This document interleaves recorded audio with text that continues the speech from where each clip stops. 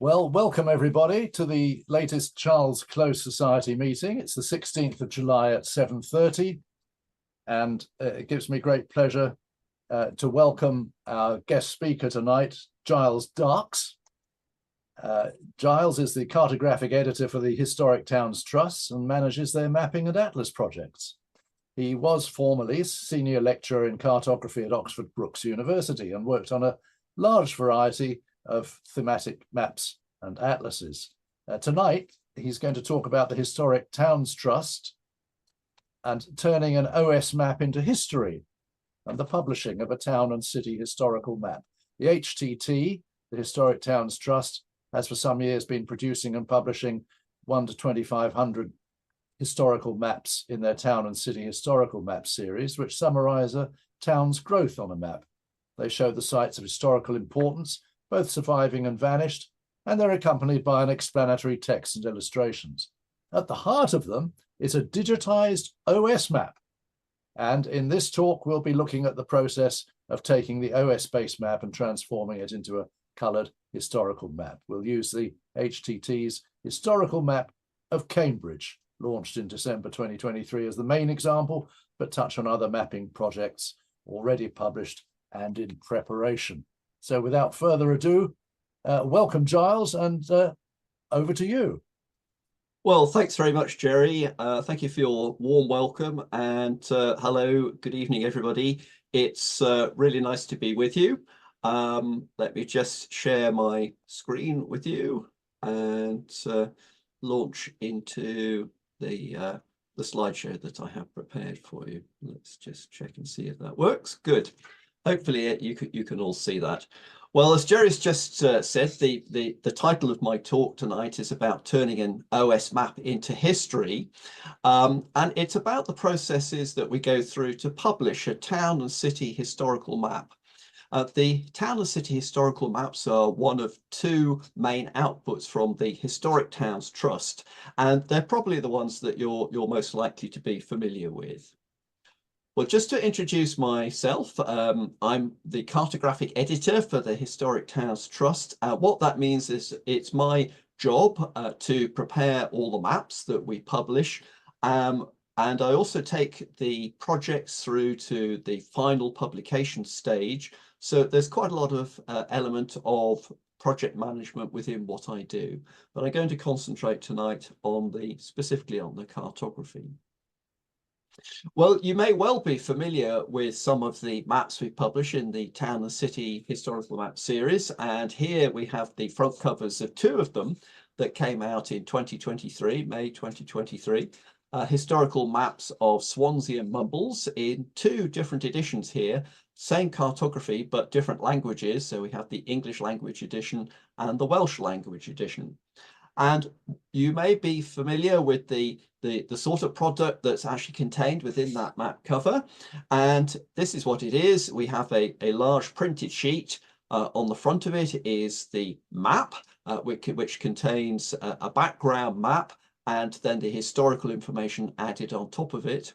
And then on the reverse of the map, we have a gazetteer, which is an explanation of the main buildings and sites of interest that are shown on the front of the map, and information about it, along with illustrations and various other supporting material.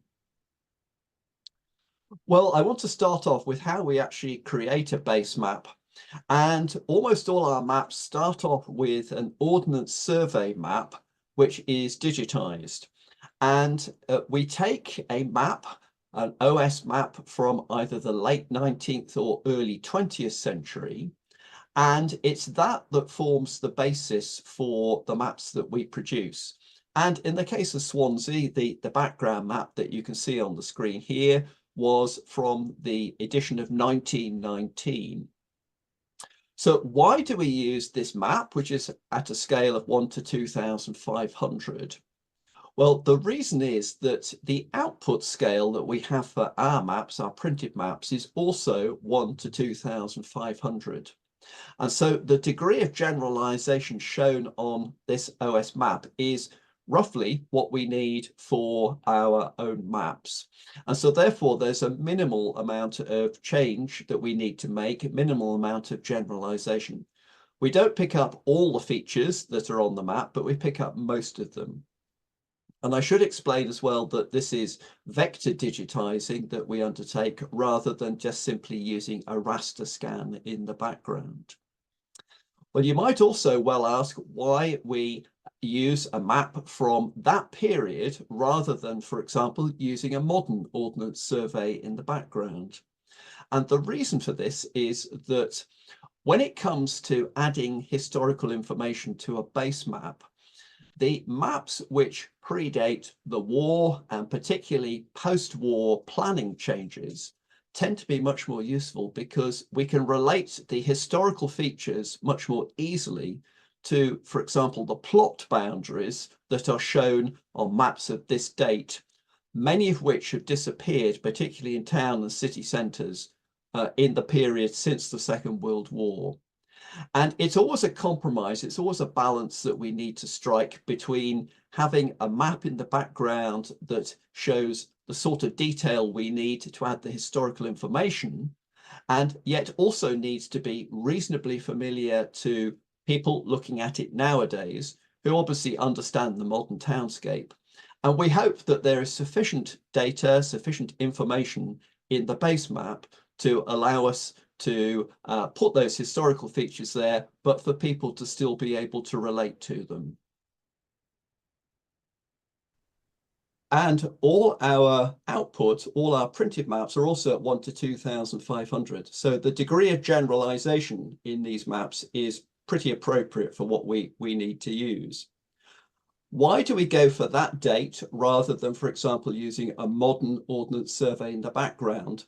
The reason is that the information that's shown from the late 19th or early 20th century often contains things like, for example, property boundaries and plots, which were subsequently have been lost, either through wartime action or through particularly post-war planning changes. And when it comes to mapping historical information, it's very useful to have those plots in the background, because often the historical information relates directly to those plots. It's always a compromise, isn't it? Because if places have changed significantly, then are people going to be able to recognize what is shown on the base map? Well, the answer is we hope so. We hope that there's sufficient information, sufficient familiarity with the information that appears on the older maps for people to be able to relate to what they actually see now. So you'll be very familiar with the sort of detail that is shown on the maps. There's a blow up of part of that map of Swansea. We take this map and we digitize it. And this is vector digitizing. What we have to do is to take usually several sheets. And I hope that you can see on this slide that for the Swansea map, we had parts of 6 different sheets. And these are sort of fairly roughly sewn together, digitally, that is. And the information is extracted and it is vector digitized. So we don't just use a raster scan in the background, but we actually pick up the various aspects, not all of them, but most of them from the map, and actually digitize those. And that gives us flexibility then, because what it means is that we can put in different colors, we can assign standard symbols to particular classes of feature. And it's much more flexible because we can emphasize particular features. Whereas with a raster scan, you have to live with what the Ordnance Survey map itself actually shows. Well, one of the processes that we go through every time is to geo-rectify that base map. And I suspect that many of you may well be familiar with this particular figure, which shows the meridians that we use for the county series of maps. That's the series that we use here. And of course, the whole country was covered by a series of these meridians. And as you know, different areas used a meridian that was so appropriate for the particular area. Sorry, I seem to have lost my. Sorry, there we go. Sorry about that. I had a message come up. Are we sharing screen okay? Are people getting the picture? Because I'm not. Yes, I'm fine, Jerry.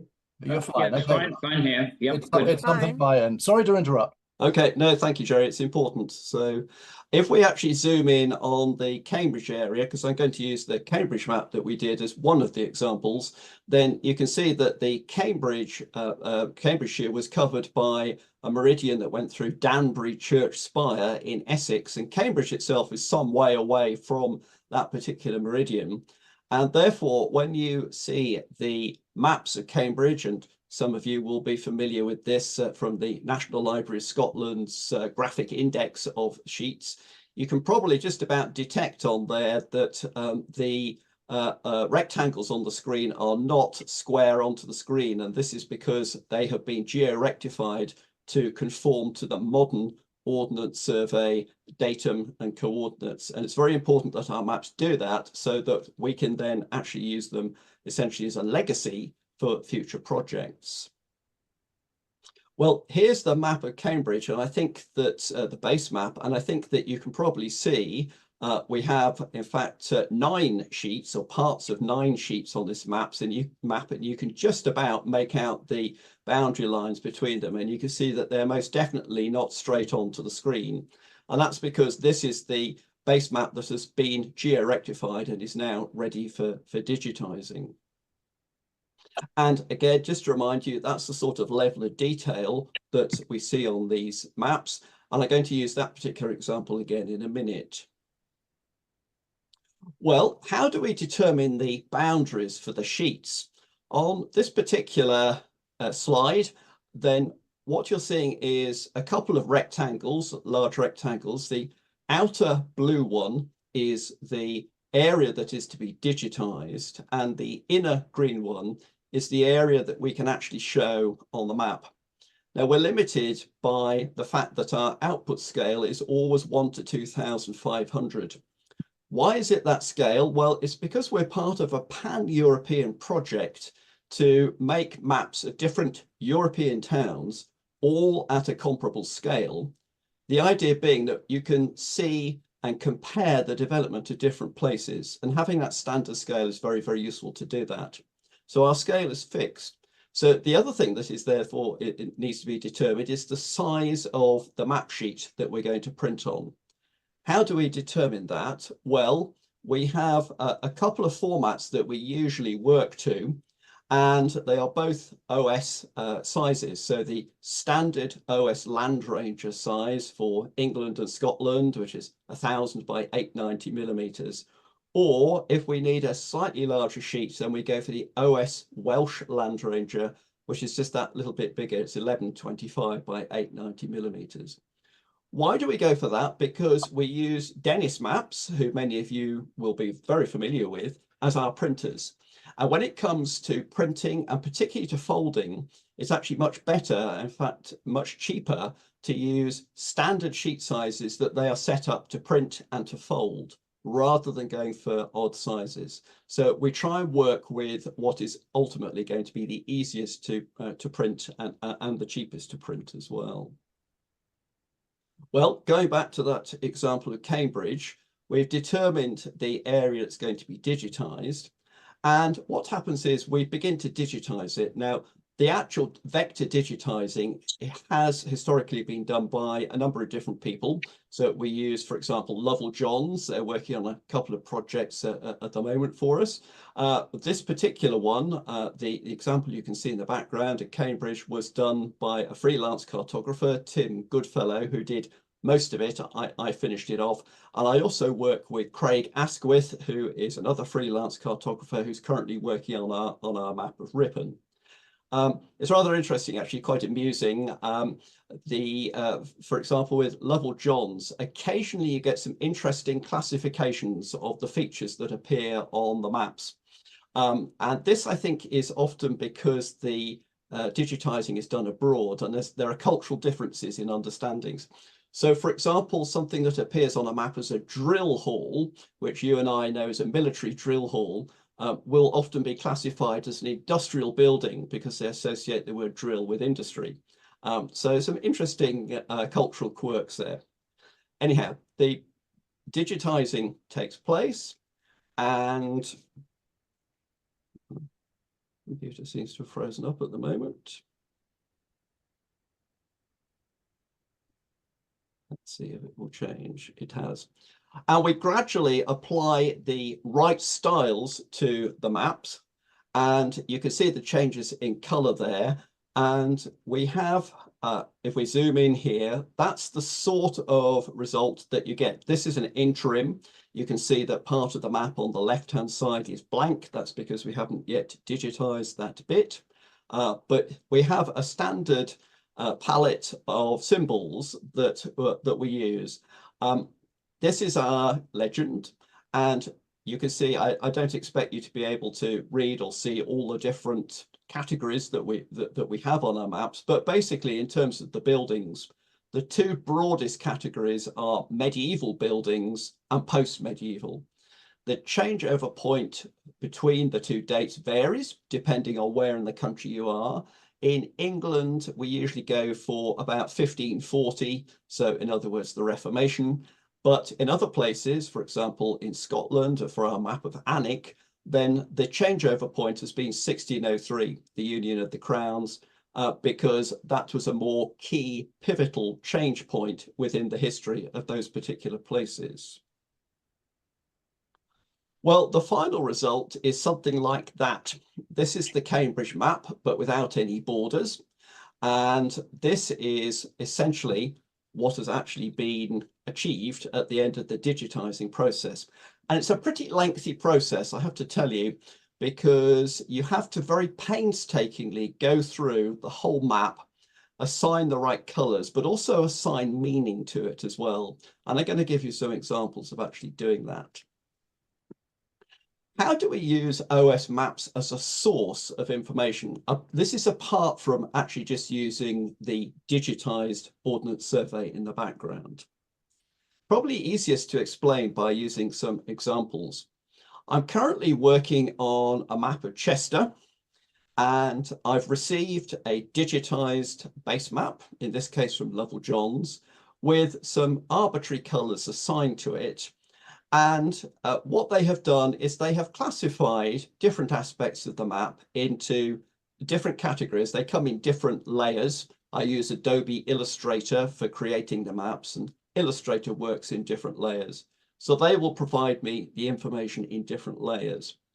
But very often, for good reason, for understandable reason, the individual symbols that appear on the map, particularly polygons, may be assigned to the wrong category, or indeed not assigned to any category at all. This is part of the canal that leaves the River Dee. And if you concentrate on just within that area there, there's a polygon which comes just off the blue canal bit, which hasn't been classified as water. And I was rather suspicious of this. When you look on the base map that we've actually used, you can see that it's described as North Basin. And that rather suggests that it is actually a canal basin. But in order to check, one of the things that I often do is I will go to the earlier coloured editions of the OS map at the same scale.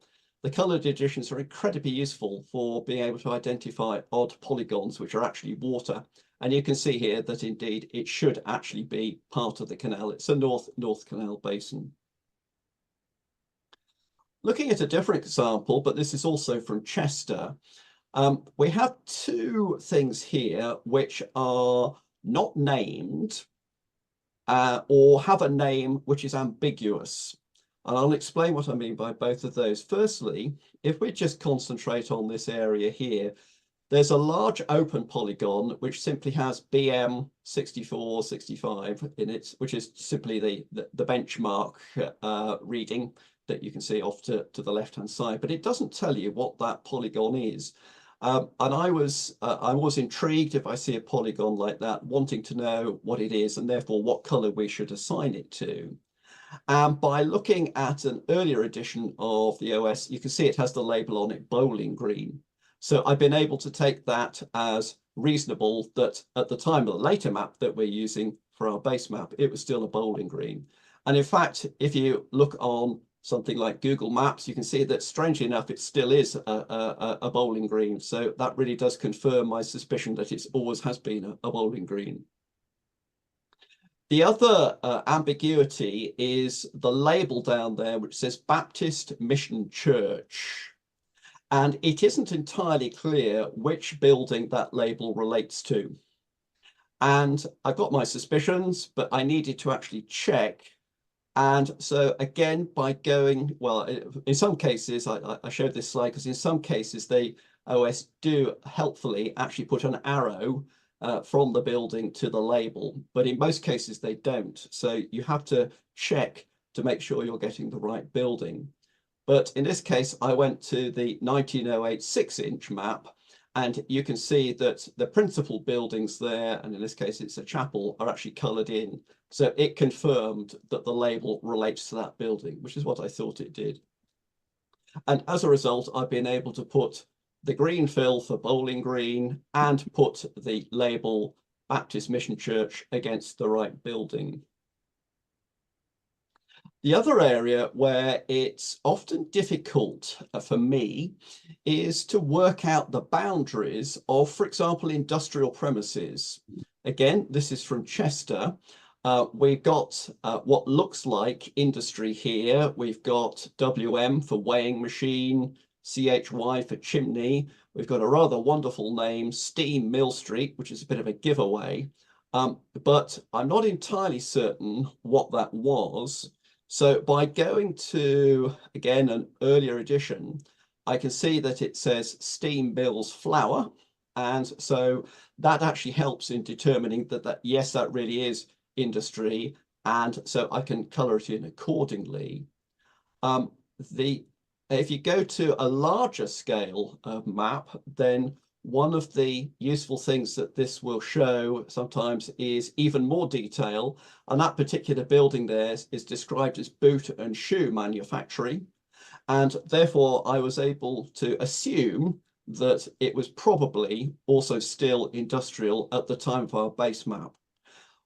What I would then do is I will go to the local team and say, do you have any information about that particular building? Do you know what it was at the time of our base map? Do you know whether it still was industry? Sometimes they know, sometimes they don't, but it's a reasonable guess. Well, let's have a look at about creating the right symbols. And I mentioned earlier that it's often not an entirely straightforward process. Here we have an extract from the map of Bath, which I'm working on at the moment, which I hope to go to the press in about 3 weeks' time, should all being well be published by mid-September.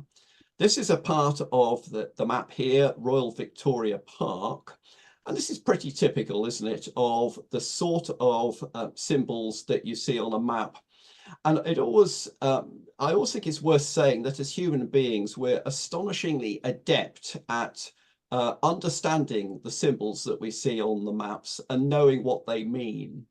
But when it comes to actually creating a map yourself, you have to go through the active process of putting those symbols on the map. So they could get from one end to the other without going to the map side. Right. And apart from the ground floor, could somebody mute themselves, please? Their houses and the Marines maybe the rest of them. And we can't go in there or anything. We can't go in there. No, the footpath goes around this way. Thank you. With Jackie's help, it's time to head back to the rail. Right, thank you.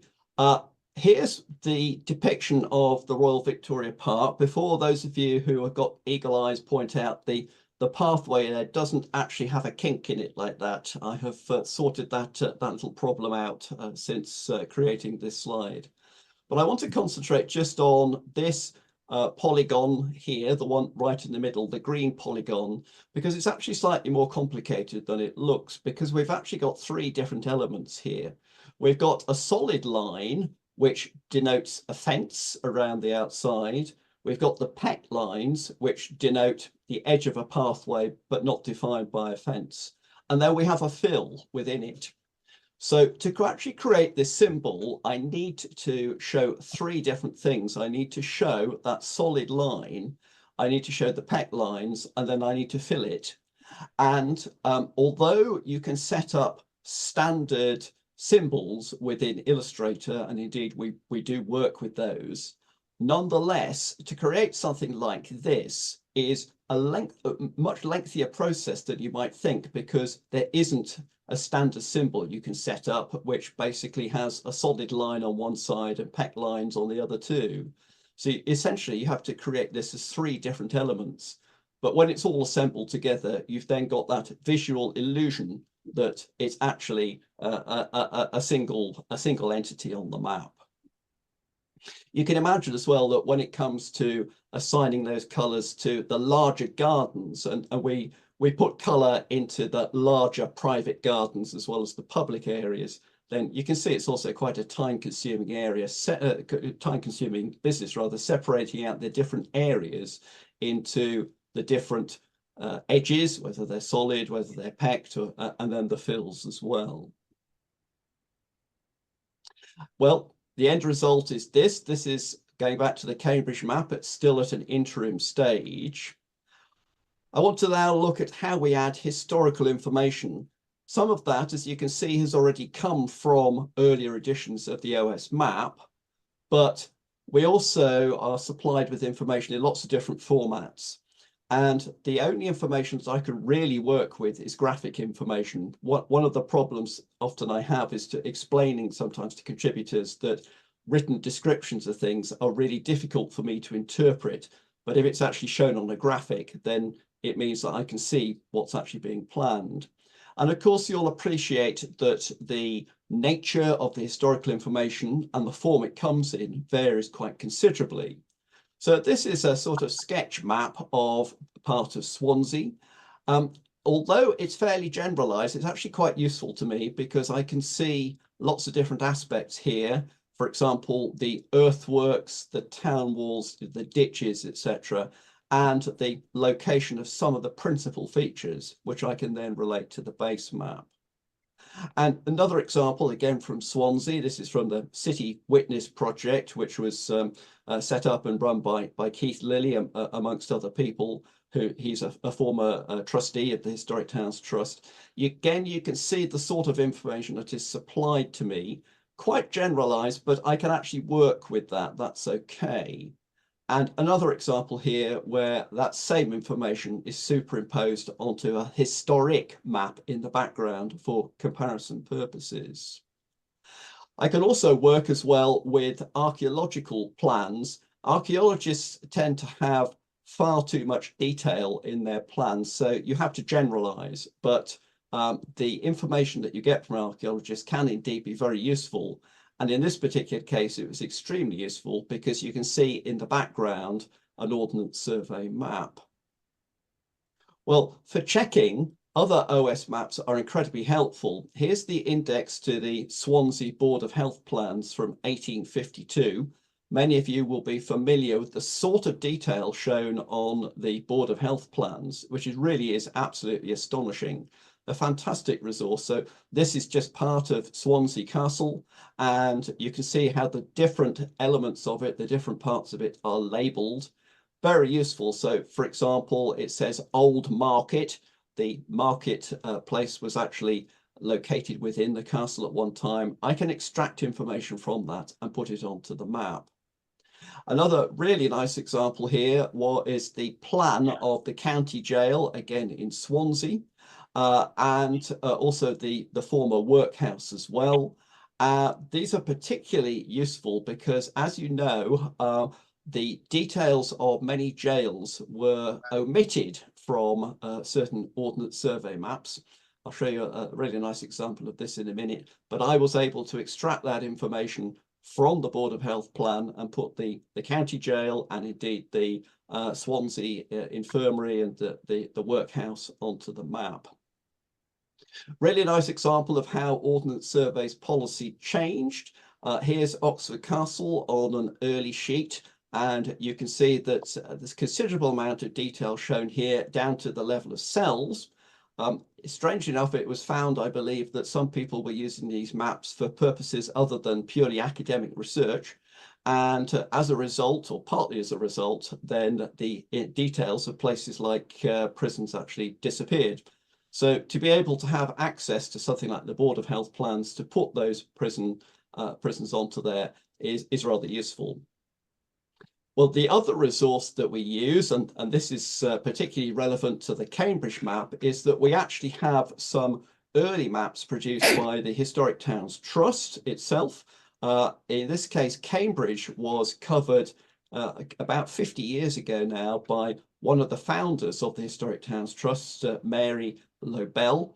And this map here is formed a very useful source of basic information, for example, about the medieval information that we were able to transfer onto the map. Some of it was not useful. So we got at the top here, Cambridge Castle. The thoughts about Cambridge Castle have totally changed in the intervening 50 years. But other aspects shown on here were very valuable. And what that meant was that going back to our partly digitised map of Cambridge, by superimposing Mary Lobell's map onto it, I was able to extract historical information from it. We also have access as well, often to useful drawings. This is the prison in Cambridge, which was within the castle site. This was, as you can see, a fairly detailed and accurate drawing, which I was able to use to extract the information and put it onto our map to show the prison at the time of our base map. And there it is actually on the Cambridge example here. And if we have access to very detailed archaeological plans, if they're relevant, then again, I can extract them. I noticed that Peter Enner is one of the people in the audience here, so he'll be very familiar with this, the map of Alnwick, and a plan rather of Alnwick Abbey. And this is the Abbey as it actually appears on the map of Alnwick. So again, I've had to generalize a little bit. I'm just going to go back to that slide. You can see there's quite a lot of detail on there, which you have to omit for the scale of the output map, but that's the end result there. Well, you also have to treat some of the source material you get with a degree of caution, because you'll often find that there is inconsistency. And this is where I need to work with the local editors who are providing me with the information. So this is an example here of inconsistency. This is part of Bath. This is the black line at the top is a Roman road coming into the city. And the brown line going around is the city wall, which was probably originally Roman, and then it became the medieval city wall. This is one of the sources of information provided to me, but another one also purporting to show the same information here. The grey line is supposed to be the same road, but it doesn't actually go through the medieval gateway. And what I needed to know there was whether that is intentional to say that, yes, there was a Roman road, but it didn't go through the same course as the medieval gateway, or whether this was an accident. And you will be quite surprised how inconsistent different sources are, or perhaps you won't. But part of my job is to look for those inconsistencies and trying to iron them out. The other thing that I have to deal with is fairly generalized sources of information. Going back to the Cambridge map, this is a plan of Hobson's Conduit. Hobson's Conduit is a water system which still exists in Cambridge, basically supplying fresh water through a series of pipes, but also open channels along the roads. And this was really the only map that I could find of the course of Hobson's Conduit. And you can see that it's actually really quite generalized.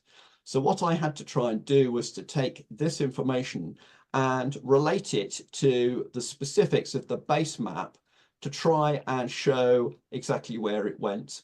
And the blue lines on this is an extract from the Cambridge map, represent the course of Hobson's Conduit.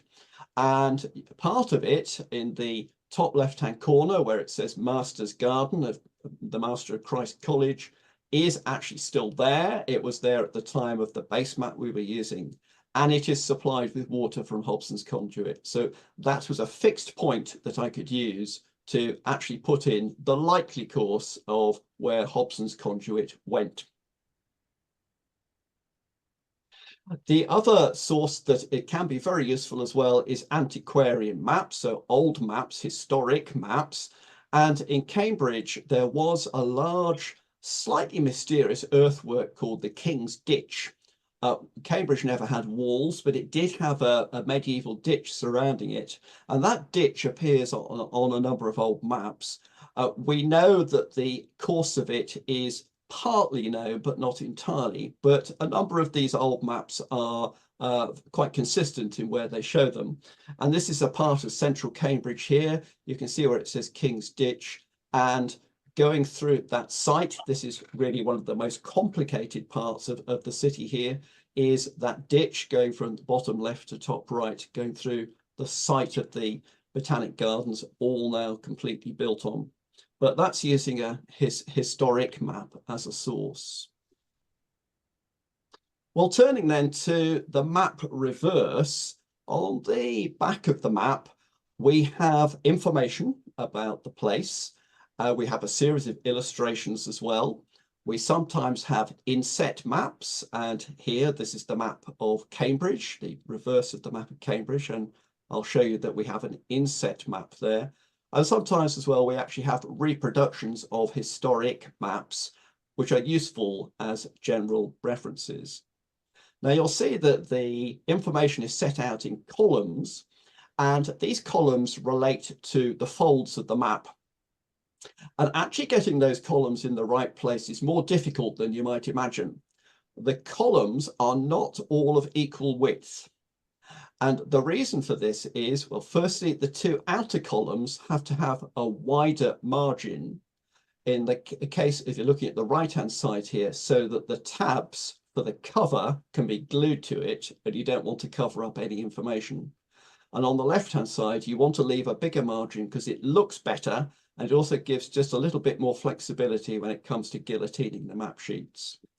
But the width and position of all the other columns varies very slightly, because as you fold the map up, so the actual width of each column gets slightly narrower as the paper, as the fold gets bigger, gets wider.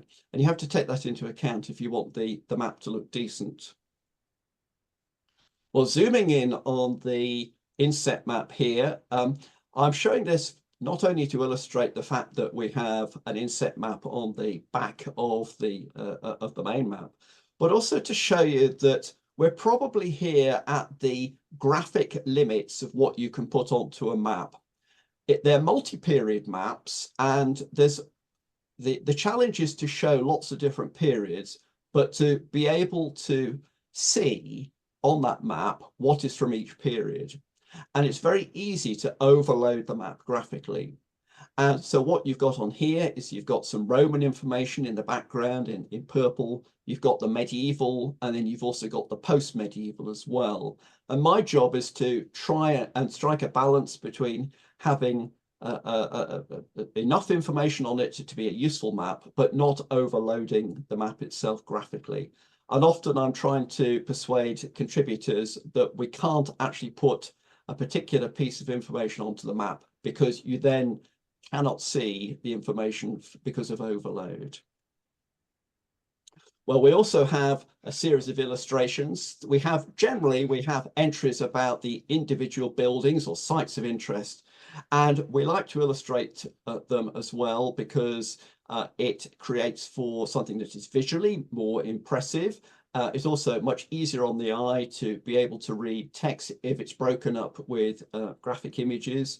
And what we generally do is we put in either old photographs or old paintings, old engravings, old watercolors, anything like that. And many people are very generous in terms of contributing their pictures. In the case of the Cambridge map, these came from the Cambridgeshire Collection, which is a local archive in Cambridge Central Library, very well stocked with some wonderful images, including some really very good early photographs. I particularly like the one on the left-hand side, which we were able to use. And then, as mentioned, occasionally we're able to show a historic map on the back as well, which is very useful for comparison purposes. In the case of Cambridge, this is a map from about 1803 by J.M. Neal. Again, we were kindly supplied with this by the Cambridge Antiquarian Society. Also on the back, we have some boxes where specific themes or topics of general interest are put in. And this is an example on our most recent publication, which is a map of Perth, which only came out at the end of May. This is a box telling you about some of the fairs in Perth, but we have boxes on all sorts of different things. And it's a good way of imparting historical information that is perhaps slightly quirkier or a little bit more fun, rather than the sort of narrative about each building. Well, the final aspect of the product is the map cover. This is the cover of the Cambridge map. One of the phrases that I'm constantly trotting out, and my HTT colleagues will be fed up of hearing this, but you know the old saying, never judge a map by its cover. Well, always judge a map by its cover, because we always do. If you are trying to engage a potential buyer in a bookshop, for example, or anywhere where people are browsing, you've got about half a second to engage their attention and make them want to pick up a product and have a look at it. And so you need a cover that is sort of instantly appealing. And what I like to do is to have something on an image on the front cover that is visually appealing, is also iconic, perhaps certainly redolent of the town that you're actually illustrating. And in the case of Cambridge, I had known this particular picture for a very long time. It's a watercolour attributed to J.M.W. Turner, showing the west end of King's College Chapel. King's College Chapel is certainly the best known building in Cambridge. This is a particularly charming picture, and so it actually struck me as being the ideal candidate to use. We were able to secure the rights for this basically free of charge, which is great. In other cases, we actually had to pay for them, but this one was free. And I do tweak the colours as well. I'm quite unashamed about this, again, because you want to make an image that is visually appealing, rather than necessarily entirely accurate to the original colours. So there you go, a confession from a cartographer that we cheat a bit. That's the front cover, and indeed the back cover. That's how it's assembled. So when it comes to assembly of this, it's a single file that I'm creating, and you can see that the back cover I have to assemble upside down. So it's always interesting. I usually manage to get some quite intriguing spellings in there, some interesting variations on the standard English language. But hopefully I pick them all up before it actually goes to press. But that's what the cover looks like. Inside the front cover, we have an essay, which is designed to be a summary introduction to the history of the place that we're actually showing on the map. In this case, it's Cambridge. It's set in quite small type. Small type can be read if you increase the leading. And so although it's a small point size, it actually has a reasonably generous leading in it, which I think means that it's still reasonably legible. And I always like to include, if I can, one illustration within that, although it's only small, and I bear in mind that the fact it is small when I choose which picture to put in, it does just break the text up, and it gives you some visual interest.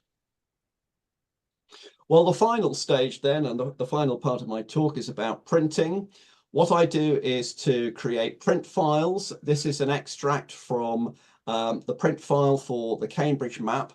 The product is assembled using Adobe InDesign, and as part of the output, then I can automatically put on the trim marks. In this case, I've got the trim marks, the bleed marks, and also the slug as well, which is standard requirements for the printers.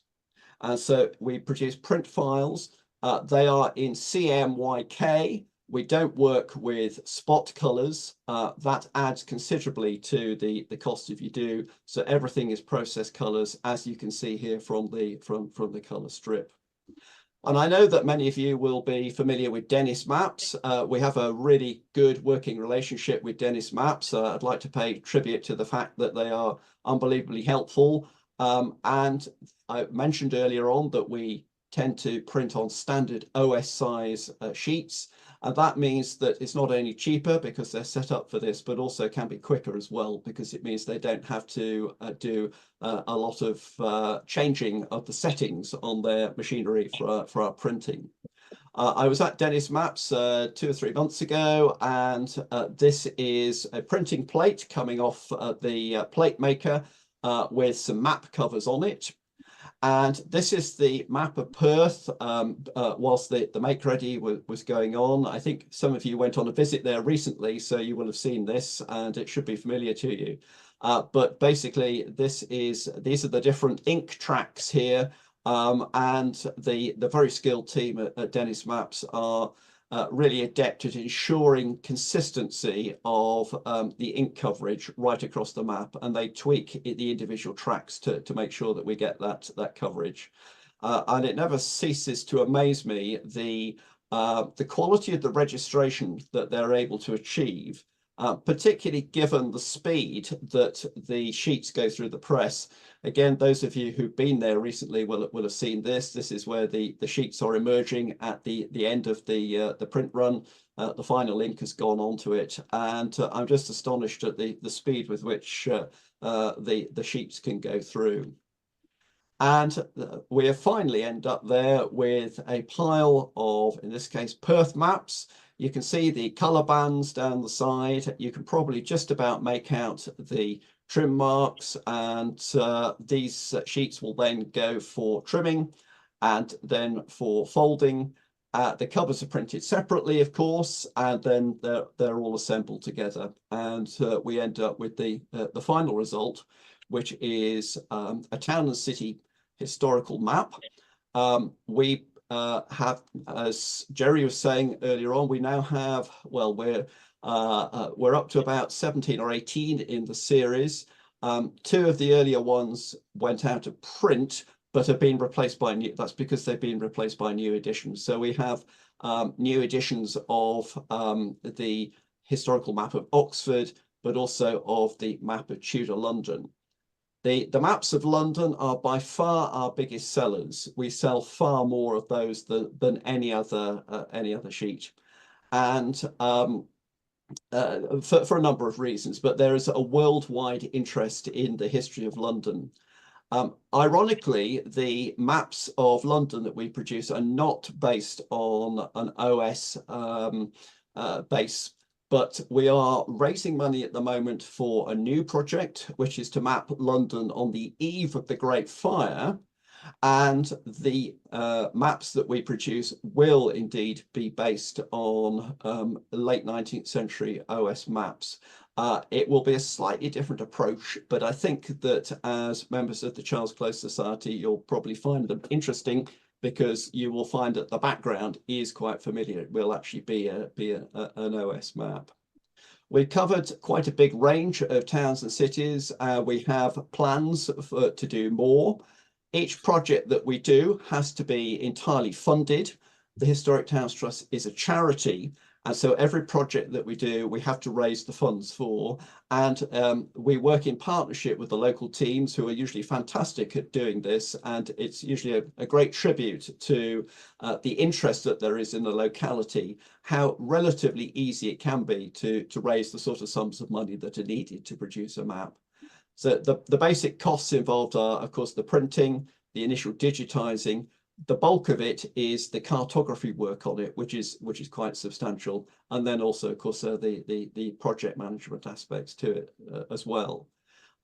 They're always interesting to produce. I invariably learn a great deal about the town that I'm working on. Because we use maps from the late 19th or early 20th century, I'm extremely adept at navigating around those places, or rather I would be 100 years ago. So it's very easy for me to get lost if I use one of our maps going around one of the old places. But I have to say that it's gratifying that in general our maps are very well received. We always welcome feedback on them, and because the maps are produced in a digital environment, it gives us the opportunity to constantly revise them. And if somebody points out an error or an improvement that we can make, I will update the master file at that time, so that when it comes to a new edition, or indeed just a reprint, then we've got the most up-to-date information. Well, I think that's probably quite enough from me. That's our web address. You can get more information about what we publish. And I'm also happy to say as well that if you're interested in buying any of these maps, then at the end of May, we set up our own online shop. And so all our titles that are in print, which is all of them, except for those, the couple I mentioned, are available through our shop. It's great for us because, as you can imagine, we get a higher return per copy than going through the book trade, and certainly a lot higher than selling through Amazon, which selling through Amazon, you get very low returns indeed. So if you're interested, then have a look there and do buy some of our maps. And then I have to finish on this one here. For those of you who are cartographers, you will obviously instantly recognize this as the Mucator projection. Brilliant. Thank you, Giles, very much indeed. Okay. And, that was splendid and extremely good value, as usual. Thank you very much. I'd just like to apologize for the lady interrupting us because I forgot to press the record button. Okay, right. We have agreed that Giles's talk will be on the CCS website in a day or three. I'll have to ask you if we can possibly re-record the first minute or two. But sure. Okay, Jerry. Yeah, that's fine. That's lovely. Thank you very much. And on the subject of maps, I hope we can look again at an incentive for CCS members. With that's very timely of you to ask, Jerry, because I've been in negotiation with the powers that be. I am, of course, a lowly backroom boy, but the powers that be would very much like to offer CCS members a 15% discount on all the maps. I think the code, I will send you an email about this, but the code, there's a code to enter, and it's, I think, CCS 2024. I will confirm that though in an email, but that all CCS members can get 15% discount, and that's up till the end of September. So that's a good plug for intro for me to say to our guests tonight who are not yet CCS members, join up quick. Thank you very much. I'm going to invite questions and answers in just a minute, but can we recap the titles that are coming up next? I think it was Chester after. Oh, I want to say as well that Bath, your publication next month, yes, is actually sponsored by Charles Close Society, as was Annick. So we yes, look forward to seeing that. Absolutely, yes. Thank you very much indeed to CCS for sponsoring these. Clearly, you're people who are interested in maps, and so we have a lot in common. But we're very grateful for your support. So thank you very much. And you were asking about the titles coming up, Jerry. So yes, so the next one to be completed will be Bath. We're working on Ripon as well, and Ripon will be out, I think, in October. I'm working on Chester. And Chester will be out, I think this should be out in time for Christmas. If not, then it'll be early next year. And the other towns that we're starting a project in Ipswich. I've just sent the base map off for digitising. And we're also looking at Bradford. Next year, 2025, Bradford is the UK City of Culture. And we've done the last two cities of culture, which were Hull and Coventry, and we're keen that we always do the UK City of Culture. We're having a bit of difficulty in securing the funding for Bradford, but I think we will get there, and it's certainly a very interesting place to be doing. Sorry, I'm going to mute someone. That's it. Thank you very much, Giles. A superb summary, and all this on London too. Yes. Well, questions and answers. Giles will provide the answers. If anyone would like to ask a question, any takers, please. Either unmute and shout or raise your hand so I can see you. I would like to ask the details about the digitizing process, because that's interesting to me as a former RT man. Is that all manual work? That's interesting. No, is the answer. There are different approaches to it. The approach taken by Lovell Johns is a semi-automated one. Most of the digitizing is in fact automated there. And it's done to a fairly high standard, but there always has to be that manual intervention to remove things which you and I as human beings know are not intended to be digitized. Otherwise, it is a manual process, and it's pretty laborious, pretty time consuming. So, for example, where you have got a field, then of course the field is formed of the bounding lines, but those bounding lines have to be picked up and joined together to make a polygon which you can then fill. So that can be a lengthy process. Semi-automation does make it a lot cheaper, but it doesn't get around the need then for a lot of manual intervention. A classic example of editing that I have to do is, you will be familiar with the braces that are put onto OS maps which link together parcels of land for the purpose of the terrier, for the purpose of giving the acreage and the parcel number. And quite often, if, for example, you've got a broken brace, one going underneath a river bridge or something like that, it will pick these up as lines, and I then have to go through and get rid of them. Doesn't always do it, but I have to look out for those sorts of things. So this is one of the reasons why it's time consuming. Have you any pointers about the software they use? I don't know. Lovell Johns keep that quite close to their chest for understandable reasons. As usual. Yes, as usual. Yes, indeed. No, it's a hobby interest of mine, but Okay. I can imagine. I guess you get vector data back. That's right. Yes. So what I require is an Adobe Illustrator file, and I can then take that. I still have to do a lot of editing, a lot of sorting out within that file, but it comes to me as an Adobe Illustrator file. Yeah. Thank you. Okay. Thank you, Michiel. Thank you, Giles. There's a question. I think the questioner wishes to stay anonymous. If not, he'll tell us. What is the average cost of production? And once money is raised, how long to produce a map? There's an all-embracing question, Giles. It is, yeah, it's a perfectly reasonable question. And of course, this crops up with every project that we do. So the figure that we use in terms of the target fundraising for a project is about 15,000 for actually producing the map.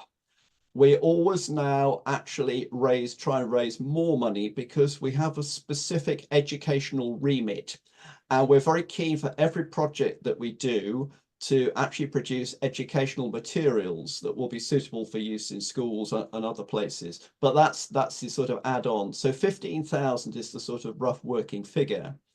In terms of the length of time it takes, then typically a project is about 2 years from initial thoughts, initial meetings, to actually seeing the final product.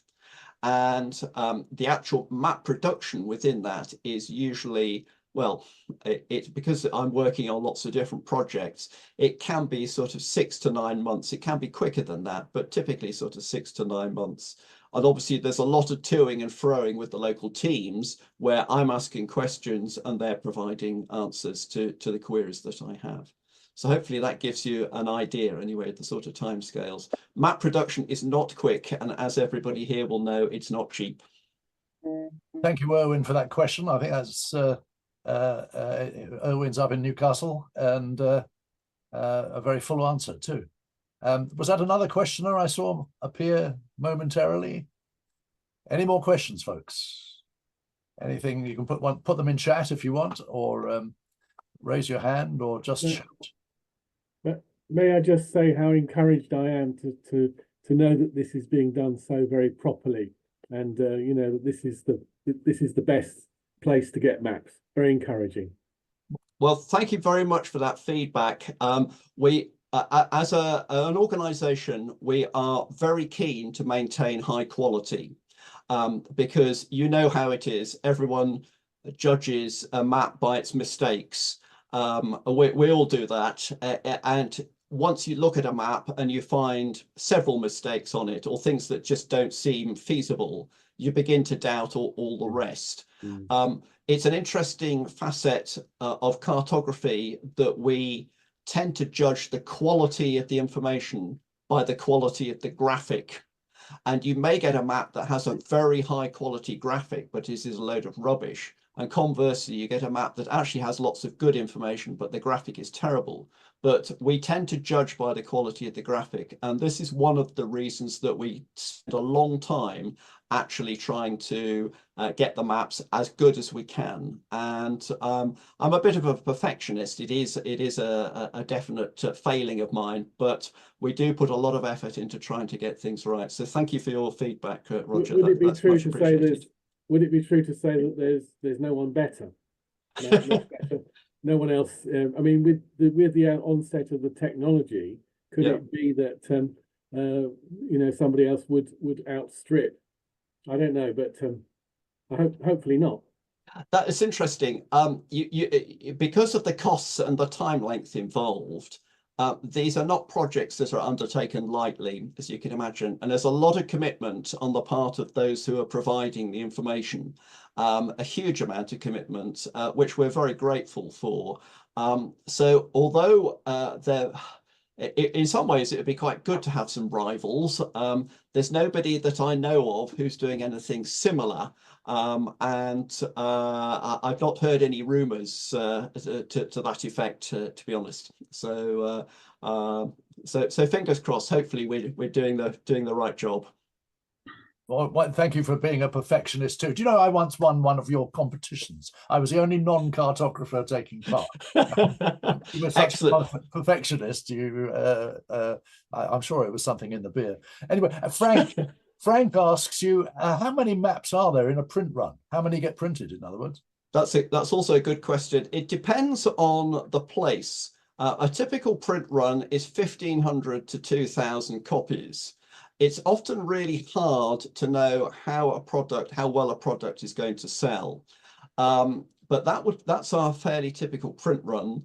You'll be familiar with the idea of, this is the same throughout printing and publishing, that the more you print, the lower is the unit print price. So there are incentives to print higher quantities in the first print run. But 1,500 to 2,000 is fairly typical. The London maps, our last print run for the Tudor London map was, I think, 3,500. It was a lot higher because we sell far more of the London maps than we do of any other maps. But those are the typical print runs. Thank you. And Colin Adlam asked the same question too. So I hope Colin and Frank, that's answered you. And there's someone with their hand up. Anne Raymond has her hand up. Anne Raymond, yes. Good evening, Anne. Hi, wonderful, excellent. I really enjoyed that.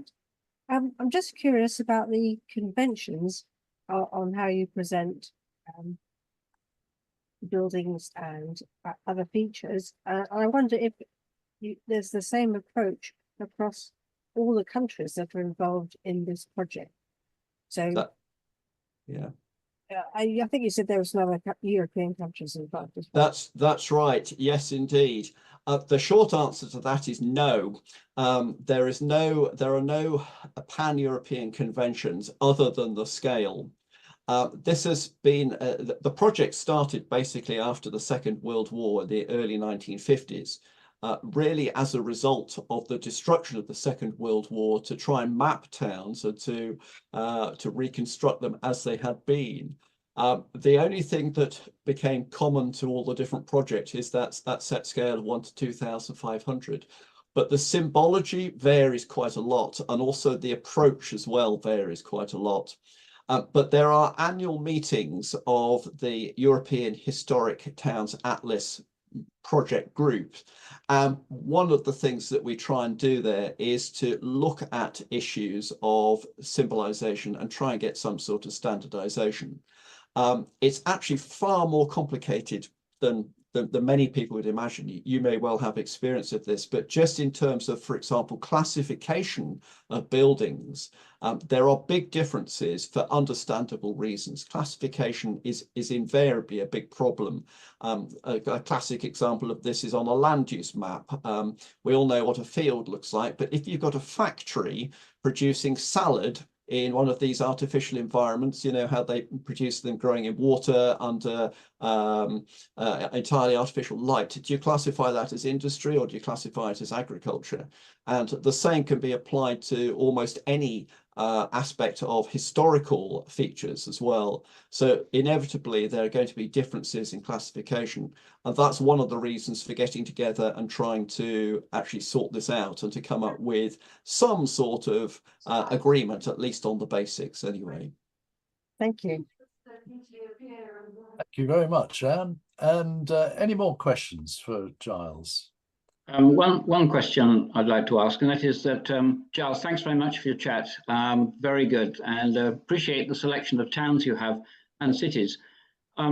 You spoke of the importance of funding for the project, but you must presumably decide on which cities in order to target your funding. Can you give us a clue as to your order of play and how you determine that?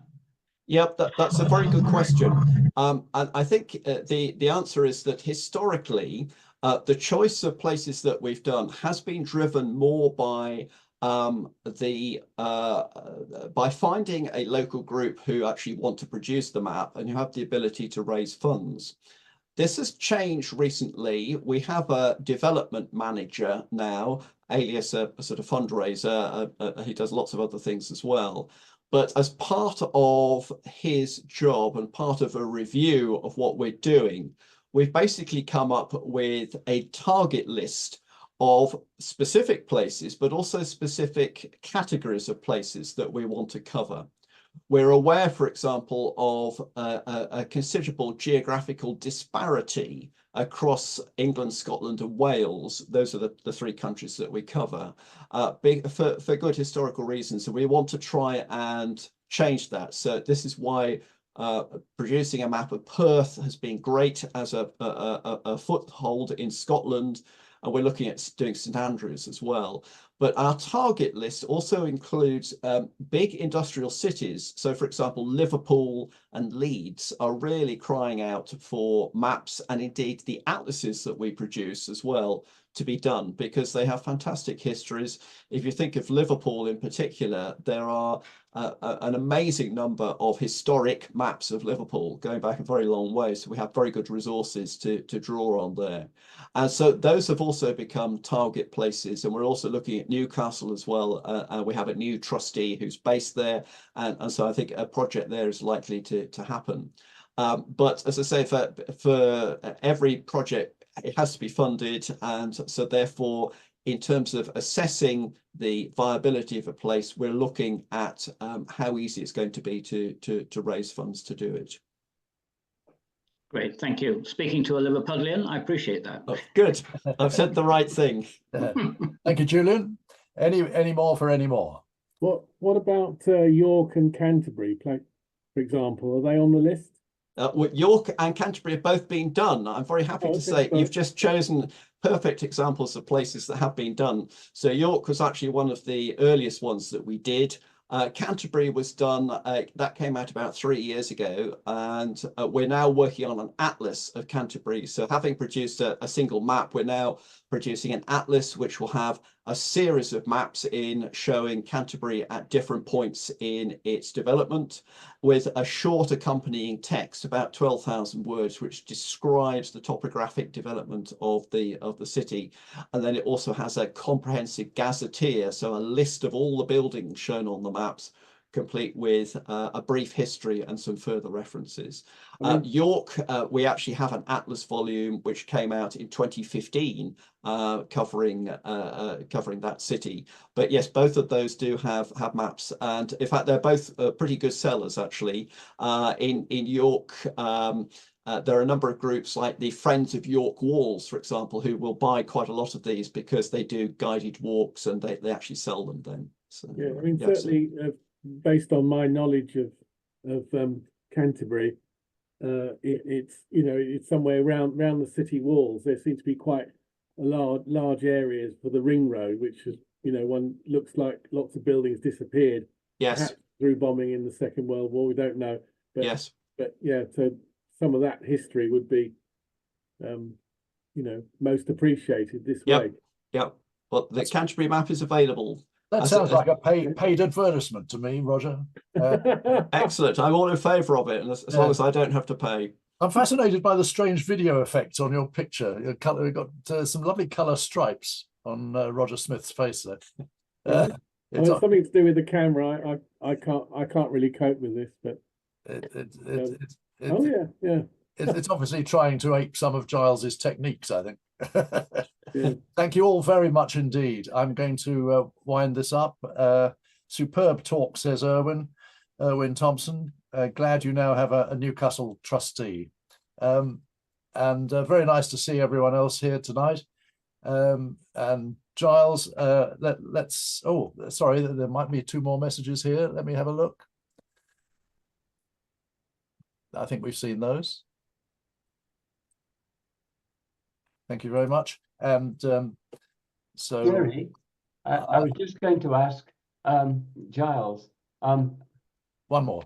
I've got the historical map of York, 1850. Yes. You produced, and I'm aware that there are a few others, and also that the Ordnance Survey has produced 2 maps of York as well, one for the Anglian period and one for the Roman.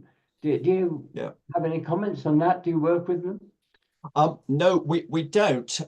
That's not a sort of, deliberately not working with them. Those maps date from a time when OS began to experiment more with thematic cartography and then sort of essentially gave it up. They are still useful resources. There is an OS map of Canterbury, which in fact is embarrassingly still for sale. I say embarrassingly because the information shown on it is now nearly 50 years out of date and has been hugely superseded. There's a useful OS map of Bath as well, which has been a sort of reference for us on the Bath project. The main problem with it is that they have subdivided the Georgian buildings into different periods within that Georgian group, and then further subdivided. And the result is that you've got symbols which, even when you compare them in the legend, it's almost impossible to tell one from the other, let alone when they're actually when you see them in context, out of context rather, on the map. We don't work specifically with OS. I'm sure that we would consider doing so.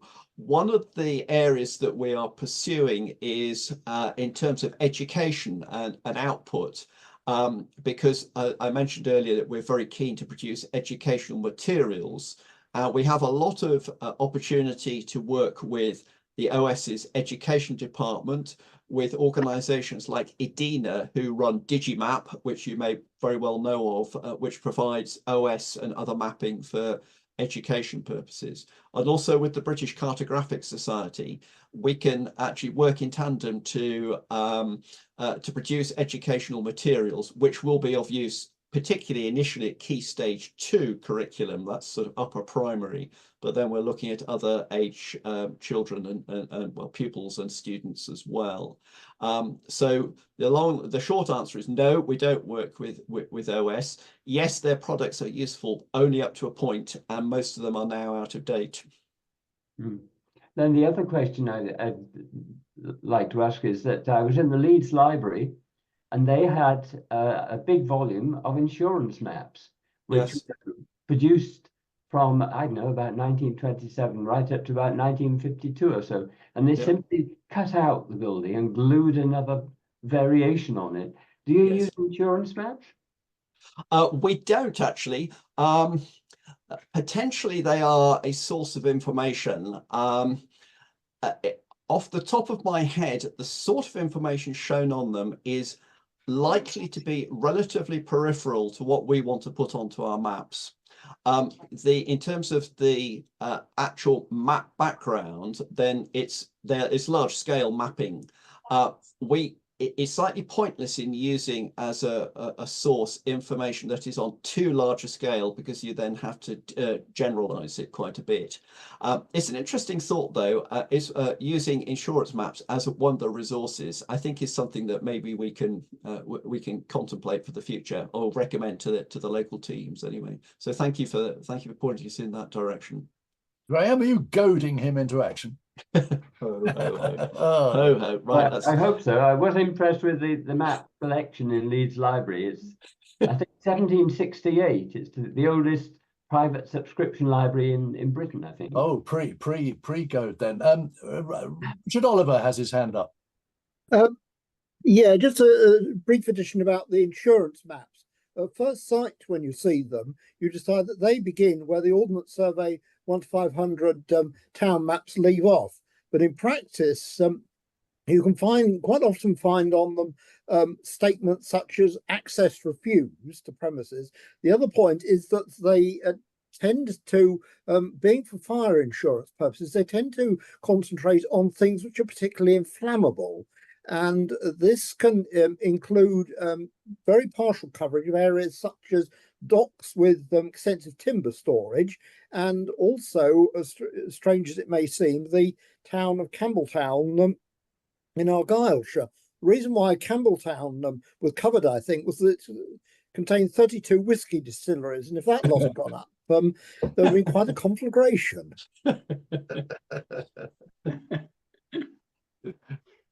Strictly no comment.